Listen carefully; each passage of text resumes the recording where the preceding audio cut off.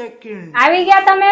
જમવામાં શું બનાવું? તને ગમે એ બનાવી નાખ ની. એમ ની, તમે જે કહો ને ઈ જ બનાવું. ના ના, તારે જે બનાવવું હોય બનાવી નાખ ની તમ તારે. ના, આજે તો તમે જે કહો ને ઈ જ બનાવવાનું છે. તો એમ કહે સેવ ટમેટાનું શાક અને ભાખરી બનાવી ને. સારું, બનાવી નાખું લ્યો.